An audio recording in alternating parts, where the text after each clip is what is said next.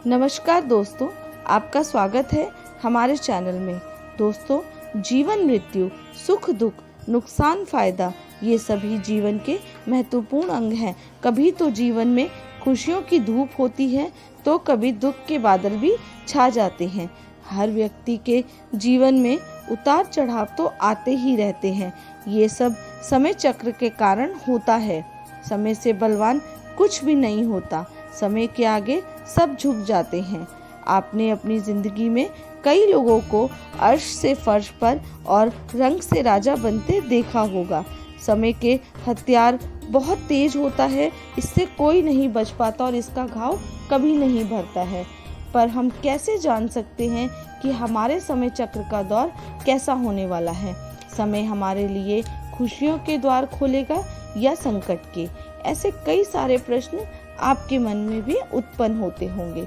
इसलिए आज की इस वीडियो में हम आपको बताएंगे कुछ ऐसे संकेतों के बारे में जिससे आपको अपने आने वाले शुभ समय के बारे में पता चल सकता है। एक बार जब नारद मुनि बैकुंठ धाम पहुंचते हैं तो उन्होंने भगवान श्री हरि विष्णु जी से इन संकेतों के बारे में पूछा था। तो विष्णु जी ने उन्हें बताया कि वो स्वयं मनुष्य के पास सब संकेत पहुंचाते हैं जिनसे वे अपने आने वाले समय के बारे में जान सकते हैं। वो संकेत प्रकृति द्वारा, पशुओं द्वारा, शुभ संकेतों द्वारा भी हो सकते हैं। तो आइए आपको बताते हैं उन संकेतों के बारे में जो स्वयं विष्णु जी ने नारद मुनि जी को बताए थे। पहला संकेत, यदि आपकी नींद ब्रह्म मुहूर्त में खुल जाए और आपको ईश्वर का स्मरण हो जाए या आपको ऐसा प्रतीत हो कि जैसे कोई आपको किसी दिशा की ओर ले जा रहा है, तो आपके लिए कामयाबी के नए द्वार खुलने वाले हैं। आपको अपने जीवन की योग्य राह मिलने वाली है जिस पर ईश्वर स्वयं आपका समर्थन करेंगे। तो अगर आपकी भी आंख ब्रह्म मुहूर्त में खुलती है तो आपको बहुत जल्द कामयाबी मिलने वाली है। दूसरा संकेत, आपने अगर महसूस किया हो तो कई बार आपका मन बिना कारण ही प्रसन्न रहता है। आपका चेहरा खुली हुई मुस्कान से भरा रहता है। आप क्रोध से परे हो जाते हैं। ये संकेत दर्शाते हैं कि आपके जीवन में खुशियों की दस्तक आने वाली है जिससे आप सदैव ही खुश रहेंगे। ऐसे समय में हम जिस चीज़ के बारे में सोचते भी नहीं हैं वह चीज़ पूरी हो जाती है। हमारे मन के अंदर ईश्वर वास करते हैं, इसलिए मन का प्रसन्न रहना सबसे बड़ा शुभ संकेत माना जाता है। क्या आपको भी कभी ऐसा महसूस हुआ है?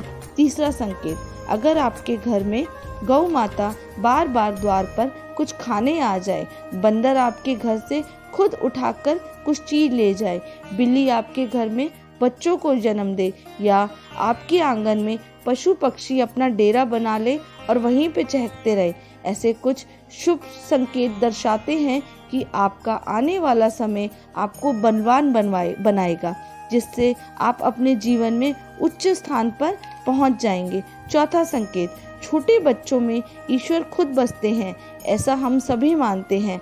अगर कोई छोटी कन्या या शिशु आपको देखकर बार बार मुस्कुराए या आपके घर में उनका आगमन हो, ये आपके लिए बहुत ही अच्छा शुभ संकेत है, क्योंकि ऐसा जीवन या बच्चे की मुस्कान आपके जीवन में नई खुशियां भर देती है और आप नए रिश्ते को अपनाना शुरू कर देते हैं।